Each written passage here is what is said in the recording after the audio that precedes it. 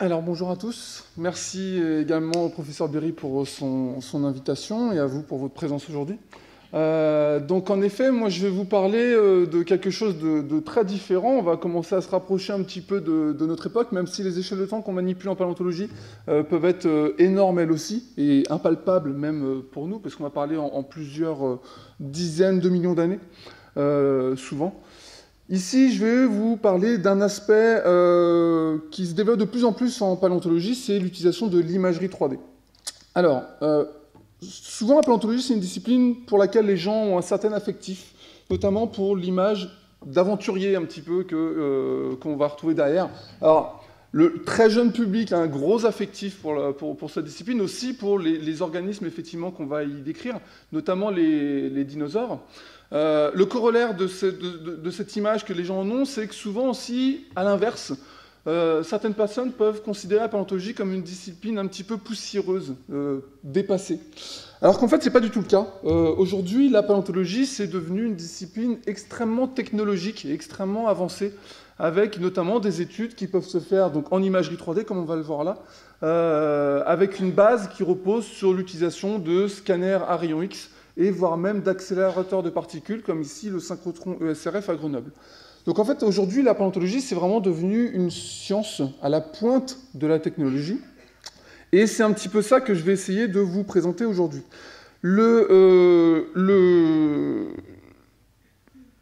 Le problème en paléontologie, pourquoi est-ce qu'on est venu en fait à cette technologie extrême, presque quasiment, parce qu'effectivement les synchrotrons c'est quand même quelque chose de très puissant aujourd'hui, on en est venu là tout simplement parce que les fossiles posent aux paléontologues de nombreux problèmes de par leur nature profonde d'objets d'étude.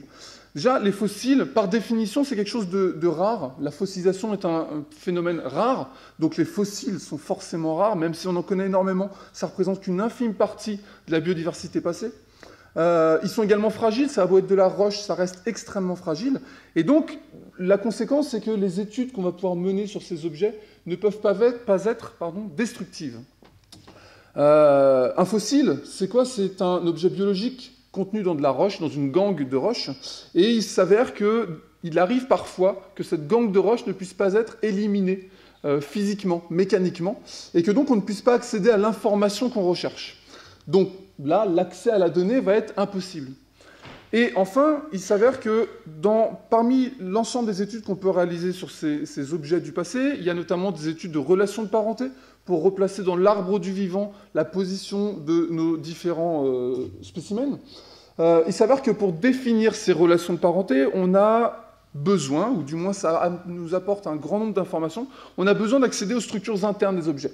Par exemple, au niveau du crâne, accéder à la région auditive, l'oreille interne, les canaux semi-circulaires, la cochlée, tout ça va nous fournir énormément de caractères qu'on dit phylogénétiques, c'est-à-dire pour déterminer les relations de parenté de nos spécimens. L'inconvénient, c'est que pour accéder à l'oreille interne dans un crâne fossile, vous doutez bien que le seul moyen d'y arriver, c'est de le découper, donc de le détruire. Pour un spécimen qui peut être unique au monde, c'est forcément problématique. Donc, le paléontologue, de par la nature même de l'objet qu'il manipule, il va être confronté à de nombreux problèmes, tous ceux que je viens de vous évoquer ici. L'imagerie 3D, elle va nous permettre en fait de contourner habilement un petit peu ces problèmes. De quelle façon? Tout simplement puisqu'elle va nous permettre notamment de réaliser de véritables dissections virtuelles, mais également des préparations virtuelles. Préparation virtuelle, c'est tout simplement extraire virtuellement le fossile de sa roche. Le spécimen original reste intact, on va travailler uniquement virtuellement, et on va être capable d'extraire le fossile de sa gangue de roche qui nous empêche d'accéder à l'information dans le monde réel physique. L'imagerie 3D, en nous permettant de manipuler un objet virtuel, forcément, elle nous apporte une manipulation facilitée et sécurisée des objets. Si par exemple, vous voulez étudier un crâne de Triceratops, ce fameux dinosaure avec deux cornes au-dessus des yeux, une corne sur le bout du museau et une grande collerette, très célèbre pour ses combats contre ses représentations de combat contre le T-Rex, un crâne de Triceratops, ça peut faire jusqu'à 2 mètres de long, comme celui de la galerie de paléontologie au muséum. À manipuler, c'est pas forcément très simple et effectivement, c'est pas très sécurisé si on voulait le manipuler. Si on arrive à acquérir en 3D cet objet-là, sur ordinateur, virtuellement, on va pouvoir le manipuler de la façon la plus simple possible. Et puis enfin, l'imagerie 3D, et ce n'est pas son avantage le moins intéressant, elle va nous permettre d'assurer une diffusion très large et très rapide des données, puisque ces modèles 3D, on peut en faire plein de choses. On peut les imprimer physiquement avec l'impression 3D qui se développe de plus en plus. On peut également les envoyer par le biais d'Internet à nos collègues à l'étranger, dans d'autres musées, d'autres institutions, etc. Donc on a une diffusion très large des données qui reposent parfois sur des spécimens qui en réalité sont uniques au monde. Donc c'est un vrai apport pour la paléontologie, ce que peut nous donner l'imagerie 3D. Alors, pour vous détailler un petit peu tous ces avantages-là, je vais essayer de vous présenter, je vais me reposer sur différents exemples tirés des archives de notre laboratoire de paléontologie au Muséum, le CR2P, qui veut dire Centre de recherche sur la paléobiodiversité et les paléo-environnements. Donc je vais vous présenter un ensemble de 6 cas concrets, et je vais commencer par le tout premier, celui-ci, les cas de préservation, de conservation exceptionnelle. Alors, qu'est-ce que ça veut dire ? En fait, en général, sur un fossile, sur un organisme vivant, lors de la fossilisation, les tissus mous ne vont pas être préservés, ou alors seulement exceptionnellement. Ce sont les parties dures, les parties minérales qui vont se conserver au cours du temps. Mais il arrive qu'exceptionnellement, c'est pour ça qu'on parle de préservation, de conservation exceptionnelle, il arrive qu'exceptionnellement, on puisse avoir des corps mous, des parties molles qui se préservent, comme ici dans le cas d'un céphalopode, ou alors ici dans le cas d'une empreinte de peau de dinosaure. Alors là, il faut bien comprendre que c'est seulement une empreinte de peau, ce n'est pas la peau elle-même qui est conservée, c'est l'empreinte qu'elle a laissée dans le sédiment qui va arriver jusqu'à nous. Mais n'empêche qu'on a une bonne image de ce à quoi ressemblait la partie molle en question. Ce type de conservation, même si on en connaît quand même pas mal de cas, ça reste vraiment quelque chose d'exceptionnel par rapport à la quantité d'objets fossilisés qu'on connaît aujourd'hui. Pour vous parler d'un cas vraiment particulier de conservation exceptionnelle, je vais m'arrêter sur ce spécimen-là. Alors ça, c'est un nodule. Un nodule, c'est, pour faire très simple, ni plus ni moins qu'une espèce de galet. Ce galet, quand vous allez le casser, le couper en deux, parfois, à l'intérieur, vous allez pouvoir observer un fossile. Donc ici, vous avez effectivement, même si ce n'est pas évident comme ça, on voit un crâne. Ici, vous avez la mandibule qui est légèrement désaxée. Les deux petits orifices que vous voyez là, en fait, ce ne sont pas les orbites, ce sont les capsules nasales, et les orbites seraient ici sur le côté. Donc là, on voit le crâne de face, et on voit bien que le crâne est complètement enfermé dans le nodule. Ce crâne, il appartient à un spécimen de ce type-là, qui s'appelle Sibirhynchus. Cet animal, en fait, il est apparenté aux requins et aux chimères actuelles, et il est âgé de 300 millions d'années. Donc ça, quand même, sur une échelle de temps, on est très loin de l'échelle de temps des galaxies, mais quand même, ça reste difficilement palpable pour nous.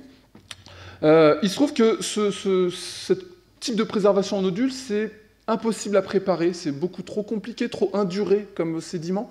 Donc en général, on va se contenter de ce qu'on peut observer suivant le plan de clivage, le plan de casse du nodule.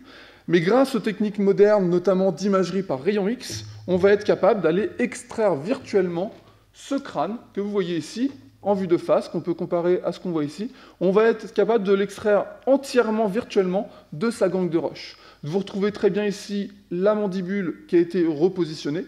On voit ici les deux capsules capsules nasales, hop. Et ici en vue de face, ici en vue de profil, on voit très bien ce grand orifice là en fait qui est la position de l'orbite. Ce sont des organismes qui vivent en très grande profondeur, donc des très grands yeux pour capter un maximum de luminosité.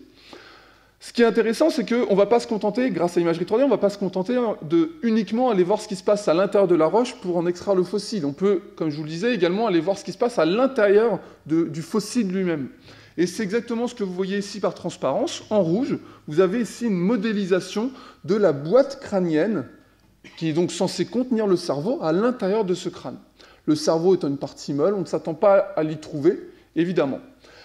Le truc, c'est que, évidemment, ce n'est pas toujours la réalité, puisque si on va encore plus loin dans ces méthodes d'imagerie par rayon X, et notamment en passant par de l'imagerie par rayon X au synchrotron, à des niveaux de puissance bien supérieurs et des résolutions bien supérieures, on va se rendre compte qu'à l'intérieur de cette boîte crânienne, vue ici dans différentes coupes, donc on est à différents endroits de la boîte crânienne, on observe, vraiment en plein milieu, on observe une structure qui a l'air plutôt symétrique, vraiment à l'intérieur de la boîte crânienne. Il se trouve que cette structure, quand on prend le temps de la modéliser, c'est ni plus ni moins qu'un cerveau fossilisé, conservé en 3 dimensions à l'intérieur de cette boîte crânienne.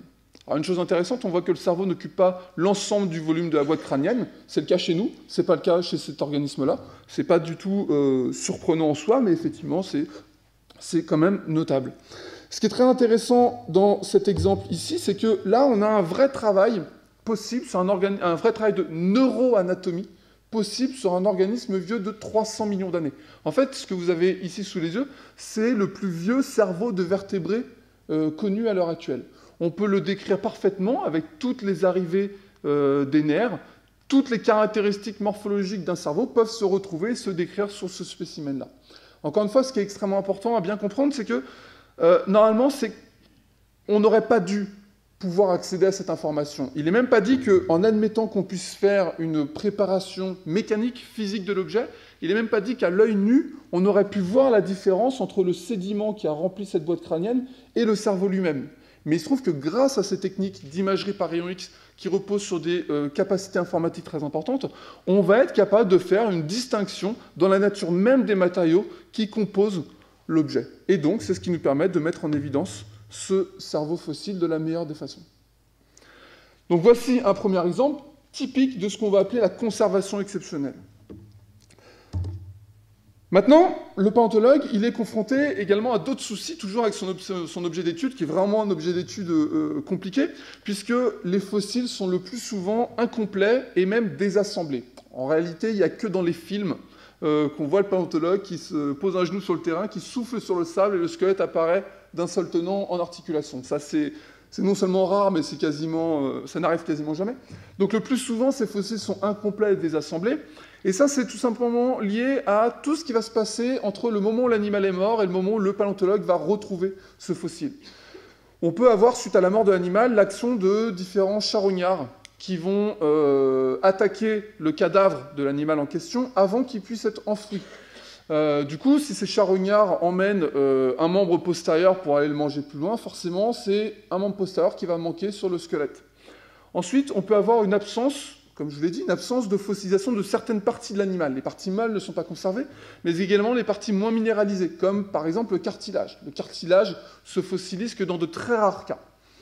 On a également des processus taphonomiques très variés qui peuvent agir. La taphonomie, c'est quoi? C'est justement l'ensemble des phénomènes qui vont intervenir entre la mort de l'animal et sa découverte.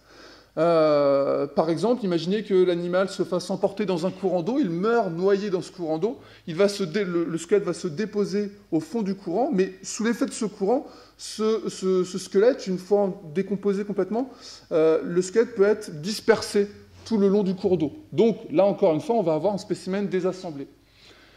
Ensuite, et là c'est un peu la faute du paléontologue, c'est lié aux techniques de fouille elles-mêmes. Parfois, la simple manipulation de l'objet lors de sa découverte sur le terrain peut amener à un problème de conservation, puisqu'on a des risques qui sont liés à l'excavation. Si vous utilisez un tractopelle pour déblayer une partie du terrain, parce qu'il faut retirer 1 mètre de couche sédimentaire avant d'arriver à la couche qui intéresse, ça peut arriver que la pelle elle aille un peu trop loin et puis qu'elle tape, par exemple, dans une vertèbre de dinosaure. C'est même souvent comme ça dans les carrières qu'on trouve des nouveaux gisements, c'est quand une pelle va taper là où elle n'aurait pas dû taper, mais heureusement qu'elle a tapé à cet endroit-là, sinon peut-être qu'on n'aurait jamais connu la présence de ce gisement-là. Et puis il y a aussi un autre problème, c'est qu'il y a certains os, par exemple, toujours si on s'intéresse aux dinosaures, les os du poignet, les carpiens, sont très difficiles à identifier sur le terrain, et donc parfois sont juste mal identifiés, pas identifiés, et laissés sur place parce qu'on ne s'est pas rendu compte que c'était de l'os. Donc, tout ça fait que les objets d'étude qu'on manipule en paléontologie sont largement incomplets. Du coup, cette incomplétude associée à la fragilité globale des objets qu'on manipule va entraîner des difficultés pour reconstituer les organismes, pour les réassembler correctement. Forcément, s'il manque une partie, si vous voulez reconstituer un membre antérieur et qu'il vous manque l'humérus, ça va être compliqué de savoir à quelle distance vous devez situer l'avant-bras. Donc c'est assez compliqué. Heureusement, l'imagerie 3D va améliorer grandement cette étape du travail. Et j'ai ici un exemple pour vous présenter ça. Vous connaissez certainement tous les ammonites, ces céphalopodes planispiralés, c'est-à-dire enroulés sur un plan. On connaît tous très bien les formes spiralées, justement, mais il faut savoir qu'il en existe plein d'autres sortes qui sont plus ou moins spiralées, et même jusqu'à certains spécimens qui sont quasiment rectilignes, comme cette baculite, qui a la particularité, chez certains spécimens, de présenter des mâchoires. Vraiment, ces organismes ont des mâchoires, hein, c'est le fameux bec des pieuvres. Ces mâchoires, parfois, sont bien préservées. Alors, la mâchoire d'un céphalopode, à quoi ça ressemble? Typiquement, ici, vous retrouvez le bec, et entre les deux éléments de ce bec, vous allez retrouver ce qu'on appelle une radula. Une radula, c'est ni plus ni moins qu'un ruban dentaire.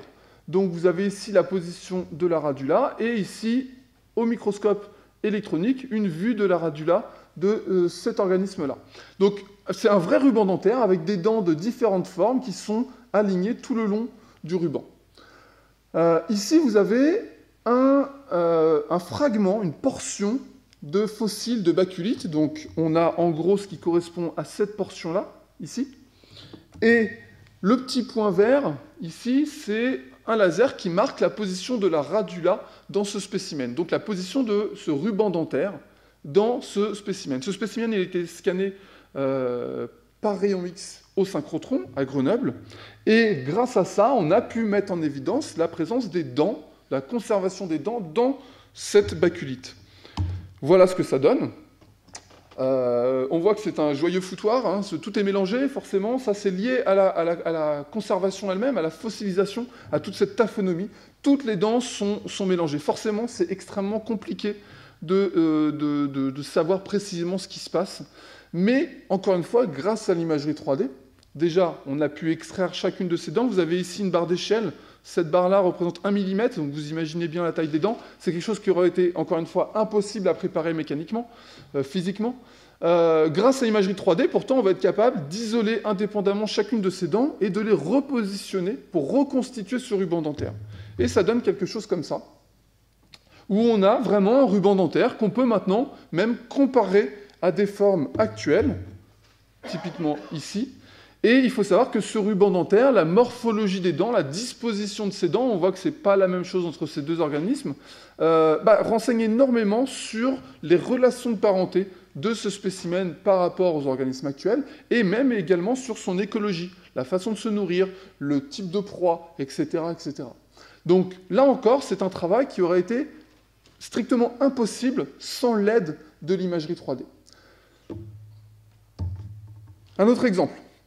Maintenant, avec le cas du sélacanthe. Alors, le sélacanthe actuel, de son nom scientifique Latimeria, c'est tout simplement un des organismes, si ce n'est pas l'organisme le plus emblématique des sciences naturelles aujourd'hui. Pour une raison très simple, c'est que ici vous avez un arbre des relations de parenté chez les vertébrés, et dans lequel on va retrouver notamment les tétrapodes. C'est chez les tétrapodes qu'on va retrouver les vertébrés actuels, les vertébrés terrestres actuels dont nous faisons tous partie. Il se trouve que dans cet arbre, on peut distinguer deux groupes. Ici en bleu, c'est le groupe qu'on appelle des poissons à nageoires rayonnantes. C'est le poisson au sens commun du terme. Les brochets, les truites, tout ce que vous voulez, qui ont une articulation de la nageoire qui est très particulière, puisqu'on a une articulation qu'on va dire pluribasale. Le membre est inséré sur la ceinture avec plusieurs points de fixation. Forcément, la mobilité du membre ne va pas être la même. Et à l'inverse, on a un autre groupe, le groupe des poissons à nageoires charnues.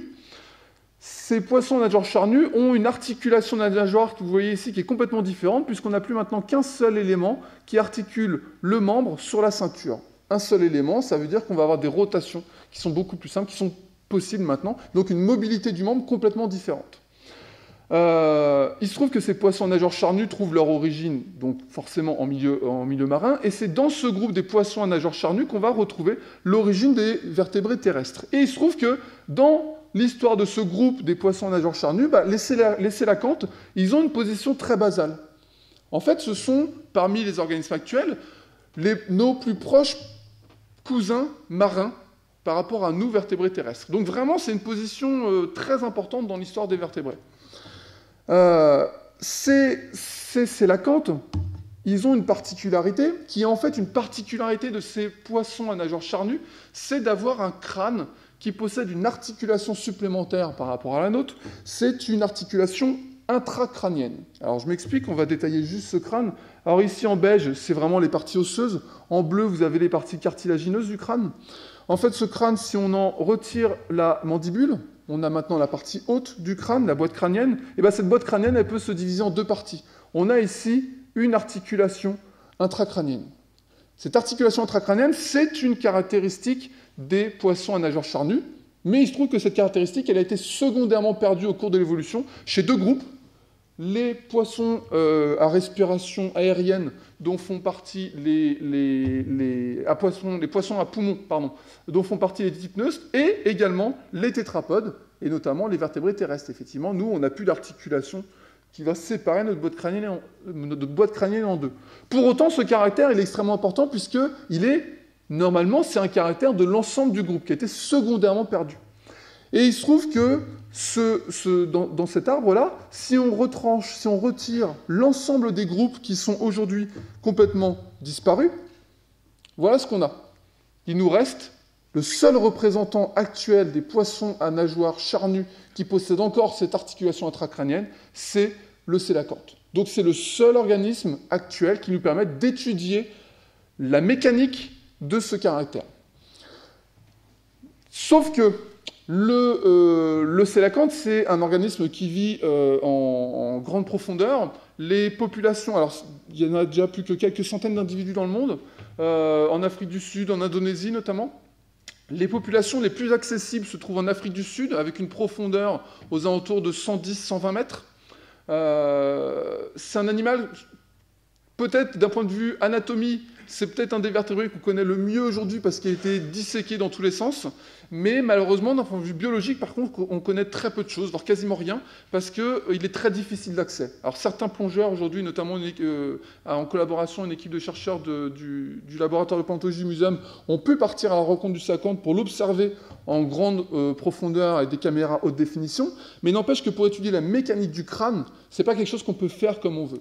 Grâce à l'imagerie 3D et aux spécimens qu'on a déjà en collection, on peut scanner ces spécimens, individualiser chacun des os et simuler l'articulation de ce crâne. Et donc, essayer d'estimer un petit peu le rôle de cette articulation intracrânienne. Il a été proposé que cette articulation, en fait, elle servirait à... elle permettrait une plus grande ouverture, une plus grande mobilité générale de la mâchoire, avec une ouverture maximale pour faciliter la capture des proies. Ce que vous voyez là, c'est une simulation en 3D de l'articulation d'un crâne de sélacanthe actuel. Encore une fois, c'est quelque chose qui est pas possible de faire en milieu naturel, qu'on ne peut pas analyser comme on veut. Là, grâce à la 3D, c'est quelque chose qu'on peut faire maintenant en laboratoire très facilement, et on a accès à l'ensemble de l'information. On complète en fait, on appuie ces reconstitutions 3D sur la base des dissections et de l'étude des spécimens en fluide conservés en alcool ou en formol qu'on a au muséum. Et l'idée, c'est qu'on va essayer d'étudier l'ouverture maximale, la mobilité maximale de chaque articulation et reproduire ça ensuite en 3D pour vraiment visualiser l'ensemble du mouvement. Voilà.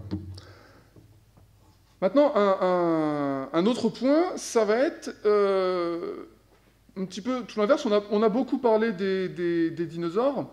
Les dinosaures, c'est dans ce groupe-là qu'on va retrouver les plus gros organismes qui aient vécu sur la terre ferme. On estime la taille des plus grands, les sauropodes, dont fait partie par exemple Diplodocus, que tout le monde connaît.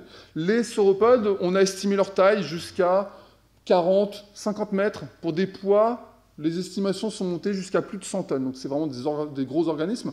Les seuls équivalents actuels, ce seraient les baleines bleues, mais qui ont l'avantage non négligeable de vivre dans l'eau. La poussée d'Archimède étant ce qu'elle est, ça va supporter leur propre poids, alors que les dinosaures, eux, doivent supporter leur propre poids juste grâce à leurs membres.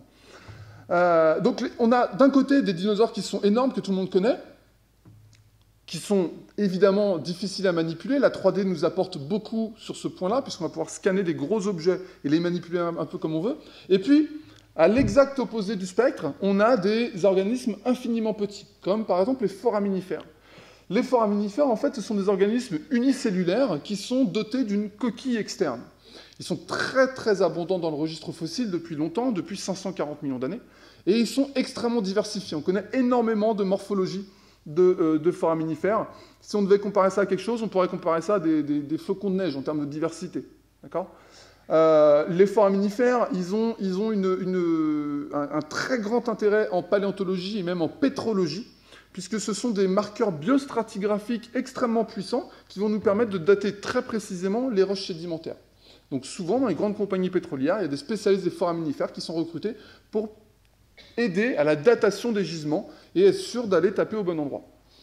Les foraminifères, ils sont vraiment infiniment petits, puisque leur taille, même si elle peut aller jusqu'au niveau du centimétrique, voire pluricentimétrique, le plus souvent, ça varie généralement entre 25 microns et 1 mm. Voici un exemple de foraminifère. Ça, c'est un foraminifère actuel. Vous voyez ici qu'on a un très beau... Donc, on voit le test, la coquille du foraminifère. On voit qu'on a énormément de détails avec une ornementation de cette coquille. Mais là, si on voit ce modèle 3D qui a l'air ici gigantesque, en réalité, si on le ramène à sa vraie taille, c'est ça. Il fait seulement 1 mm. Donc là, on se rend compte que grâce à l'imagerie 3D, on a un niveau de résolution d'observation qui est extrêmement intéressant, et même plus que ça, à la limite, une image comme ça, on pourrait la voir en microscopie électronique sans problème. Mais le gros avantage de l'imagerie 3D, c'est que de façon non destructive, on peut aller se promener à l'intérieur de l'objet. Par exemple, en faisant ceci, on va découper l'objet en deux et voir ce qui se passe à l'intérieur.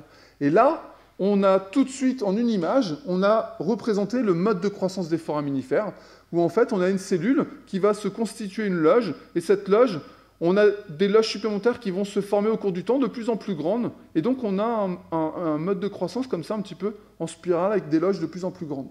Et sur ces modèles-là, on est capable de réaliser tout un tas de mesures, des mesures qui, évidemment, vous voyez bien avec ces échelles-là, seraient complètement impossibles à faire dans la réalité. Et même, on peut aller plus loin, on pourrait modéliser, remplir individuellement chacune des loges et vraiment comparer les volumes pour étudier la croissance des loges de ce foraminifère au cours du temps. Donc on peut vraiment aller très très loin grâce à l'imagerie 3D. Ici, un autre exemple de foraminifère. En fait, on a un foraminifère pathologique. On a deux individus qui sont fusionnés.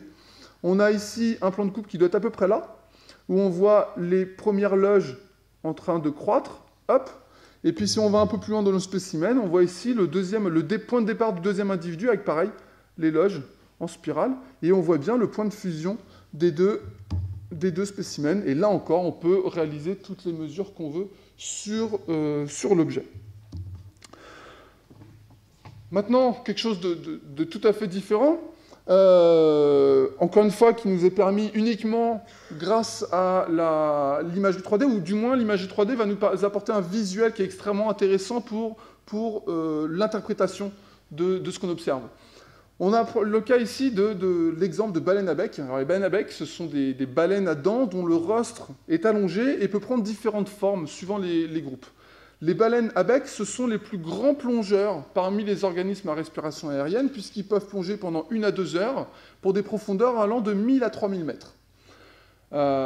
Il se trouve que ce rostre, on observe sur ce rostre, quand on fait une coupe histologique, une coupe osseuse, on observe une densification du rostre qui alourdit du coup le museau de l'animal. Et on pense que ce rostre pouvait avoir un rôle de ballast pour ces plongées en très grande profondeur. Quand on fait de l'imagerie 3D, l'avantage, c'est que ces différences de densité des régions du rostre, on va pouvoir les visualiser directement. Vous avez ici des coupes virtuelles faites à différents endroits du rostre de ces différentes baleines à bec. Et les parties les plus blanches, les plus lumineuses que vous voyez là, ce sont les parties densifiées. Et ce qui est intéressant, c'est que entre les différents groupes, qui sont pourtant très proches, ces deux-là d'ailleurs sont du même genre, le genre Mésoplodon, on voit qu'on a des stratégies de densification du rostre qui sont complètement différentes. On voit très bien ici que là, on a une très grosse quantité de densification, vraiment tout le dessus du museau du rostre est densifié de façon très large, on le voit bien là, alors qu'ici, c'est beaucoup moins marqué. Sur ce spécimen-là, c'est encore différent, avec une densification qui va remonter très haut dans le crâne. Donc là, clairement, on visualise très rapidement vraiment la distribution des stratégies différentes de densification du rostre chez ces organismes. Autrement, sans imagerie 3D, on aurait dû se contenter de coupe histologique qui se serait apparenté quasiment à des images comme ça. Là, on peut vraiment voir une distribution spatiale en 3D de cette particularité physique de ces organismes. Un dernier point maintenant, c'est le paléontologue, lui, donc, son objet d'étude, c'est le fossile. A priori, sur un fossile, je vous ai dit, les parties molles ne sont pas conservées, donc a priori, la seule chose qu'il va pouvoir étudier, le paléontologue, c'est vraiment l'objet qu'il a directement dans les mains. Le problème, c'est que... enfin, c'est pas un problème, au contraire, c'est un avantage. C'est qu'en réalité, le paléontologue, il peut aller plus loin que ce qu'il a uniquement dans les mains. Il peut proposer des reconstitutions de ce qui manque, en se basant sur ce qu'il observe. Donc, par exemple, on peut déduire la musculature d'un organisme en se basant sur l'étude des insertions musculaires, qui, elles, peuvent laisser des traces à la surface des os. On peut déterminer la forme du cerveau par la forme de la cavité endocrânienne. Si on fait un remplissage virtuel de la boîte crânienne d'un crâne humain, fossile, on aura une bonne idée de la forme du cerveau de l'individu. Les canaux semi-circulaires, qui font partie de l'oreille interne, sont des canaux qui sont vides à état fossile ou remplis de sédiments, peuvent être remplis virtuellement, de la même façon que la boîte crânienne, pour donner une image de ces canaux semi-circulaires. Et là, ça nous apporte énormément d'informations, puisque les canaux semi-circulaires sont impliqués dans l'équilibre, l'orientation. Donc c'est très important d'un point de vue morphologie fonctionnelle. Et enfin, la vascularisation elle-même peut laisser des traces à la surface des os, notamment, encore une fois, dans la boîte crânienne. Elle peut laisser des sillons. Du coup, à partir de ces différentes observations, on peut proposer des reconstitutions qui parfois peuvent être très détaillées. Alors je vais vous en montrer quelques-unes. Par exemple, ici, alors je vais du coup vous montrer ça en 3D. Donc là, ici, on a... Pardon, je suis allé un peu plus vite que la musique. Hop. On va partir du squelette de cet animal-là. C'est un mammifère de 65 millions d'années qui a la particularité d'être exceptionnellement bien préservé. Et on va s'intéresser dans un premier temps au crâne. Et ce crâne, on a ici la partie arrière du crâne, on a coupé l'avant. Et en fait, dans ce crâne, en 3D, on a pu reconstituer le trajet des artères en rouge, des veines en bleu et des nerfs en jaune. En se basant, par exemple, pour les artères et les veines, sur la présence des sillons dans la boîte crânienne, qui nous permettent de positionner correctement ces objets. Et en se basant également sur les organismes actuels, par un principe d'actualisme, pour savoir quel est le chemin attendu de ces différents vaisseaux. Ça, ce sont des reconstitutions qu'on ne pouvait pas faire jusqu'à présent, ou seulement en 2D. Maintenant, on peut les faire vraiment en 3D. Ça apporte énormément d'informations.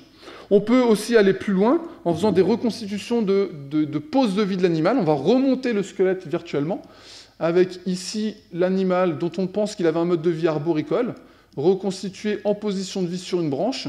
Je terminerai là-dessus en vous montrant en 2 secondes dans le détail un petit peu comment on fait ça. Tout simplement, on va passer par des logiciels qui sont utilisés dans le cinéma, en fait, dans le monde de l'animation. On va remonter le squelette, on individualise chaque os, on scanne l'ensemble du squelette, on remonte le squelette et on va placer des articulations virtuelles qui vont nous permettre de faire bouger l'animal un petit peu comme on veut.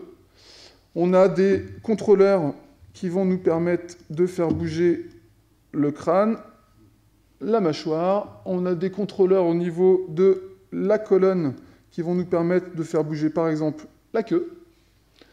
Et enfin, et je terminerai là-dessus, on peut également bouger chacun des membres. Si on zoome un petit peu sur la main gauche, hop, j'ai des contrôleurs par doigt qui vont me permettre d'écarter chacun des doigts, de faire des flexions et même des extensions. Et donc, c'est ça qui va me permettre de reconstituer des poses de vie de l'animal pour avoir une meilleure idée un petit peu de ce à quoi il ressemblait. Voilà, merci à vous.